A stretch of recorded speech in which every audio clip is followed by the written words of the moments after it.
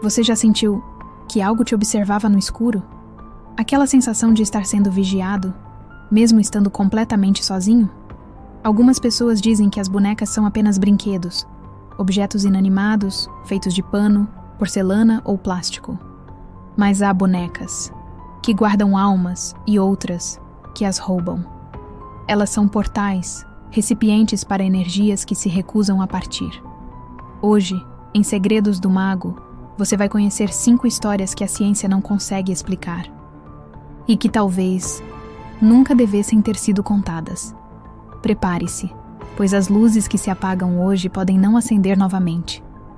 Em 1970, na tranquilidade de um apartamento, 2 enfermeiras acreditaram ter recebido um presente inocente, uma boneca de pano, com cabelos vermelhos e um sorriso pintado, chamada Annabelle. Mas em pouco tempo, a inocência deu lugar ao terror. Começaram os sinais.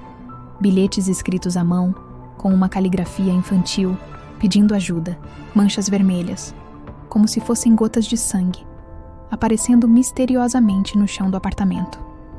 E o mais perturbador de tudo, a boneca mudando de lugar sozinha.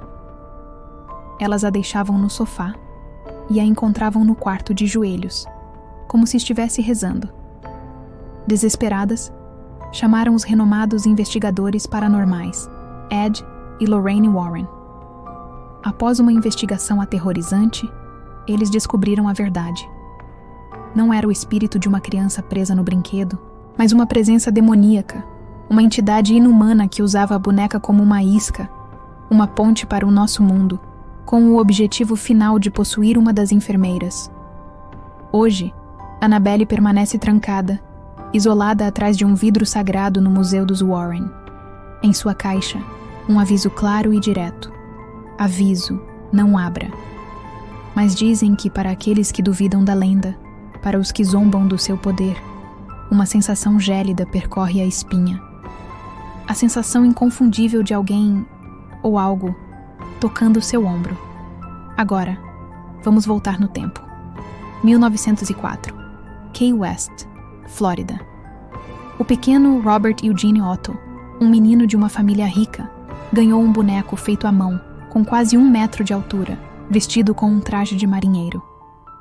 Um presente de um empregado da família que, segundo rumores, praticava magia voodoo e estava insatisfeito com seus patrões. O garoto, a quem todos chamavam de Gene, nomeou o boneco de Robert. A partir daquele dia, os dois se tornaram inseparáveis. Gene falava com Robert por horas, e seus pais, às vezes, ouviam uma segunda voz respondendo. Logo, os vizinhos começaram a relatar coisas estranhas. Viam o boneco se mover de uma janela para outra, sozinho. Em casa, sempre que algo quebrava ou um objeto era jogado, o pequeno Gene, com os olhos cheios de medo, dizia apenas uma frase. Robert fez isso. Décadas depois, após a morte de Gene, a casa foi vendida e novos moradores encontraram Robert no sótão. O terror recomeçou. O boneco foi então doado a um museu, onde reside até hoje, sentado em uma cadeira de madeira. E a lenda continua. Quem ousa tirar uma foto de Robert sem antes pedir permissão, sofre consequências terríveis. Acidentes, perdas, doenças. A única forma de quebrar a maldição é escrever uma carta de desculpas, implorando o seu perdão. Milhares dessas cartas cobrem as paredes do museu. E se você ainda duvida, olhe bem para o sorriso de Robert. Ele já ouviu seu nome. No Canadá, em algum momento da década de 90, uma mulher, atormentada por sons inexplicáveis em sua casa, decidiu doar uma boneca antiga de porcelana ao museu local. Seu rosto estava rachado, seus olhos pareciam vazios, e ela se chamava Mandy. A mulher sentiu um alívio imediato ao se livrar dela. Mas para os funcionários do museu, o pesadelo estava apenas começando. Naquela primeira noite, algo começou. Funcionários começaram a ouvir choros de bebê, ecoando pelos corredores escuros, sempre por volta das 3 da manhã. Almoços desapareciam das geladeiras, objetos de escritório sumiam e reapareciam em locais absurdos. As câmeras de segurança instaladas para desvendar o mistério capturaram o impossível. Mandy, sentada em sua vitrine, virando a cabeça lentamente, sozinha.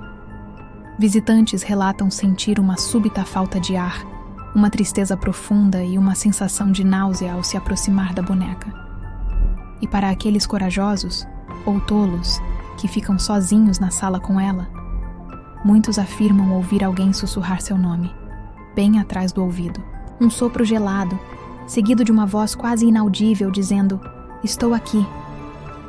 No Japão, a linha entre o amor e o sobrenatural é tênue. Em 1918, um jovem chamado Eikichi Suzuki comprou uma boneca de kimono para sua irmã mais nova, a pequena Okiku. A menina amou o presente e não se separava dele por nada. Pouco tempo depois, uma tragédia aconteceu. Okiku morreu de uma doença repentina. A família, em luto, colocou a boneca em um altar doméstico para honrar a memória da filha. E foi então que perceberam algo assustador, algo que desafiava toda a lógica. O cabelo da boneca, que era originalmente curto, começou a crescer. Dia após dia, semana após semana, os fios negros e lisos se alongavam, chegando a tocar os joelhos da boneca.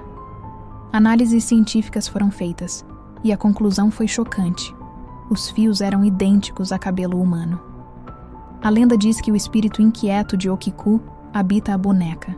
Até hoje, ela reside em um templo, onde monges cortam seu cabelo regularmente, em uma cerimônia sagrada. Mas ele sempre volta. Sempre. Como se a alma da menina se recusasse a ser esquecida, perguntando silenciosamente: "Você ainda lembra de mim?" Nossa última história é sobre uma maldição familiar. A boneca Joliet está na mesma família há mais de 100 anos, passando de mãe para filha, geração após geração. A tradição macabra é a seguinte: toda mulher que se torna guardiã da boneca dá à luz 2 filhos, um menino e uma menina. Mas misteriosamente, apenas um sobrevive.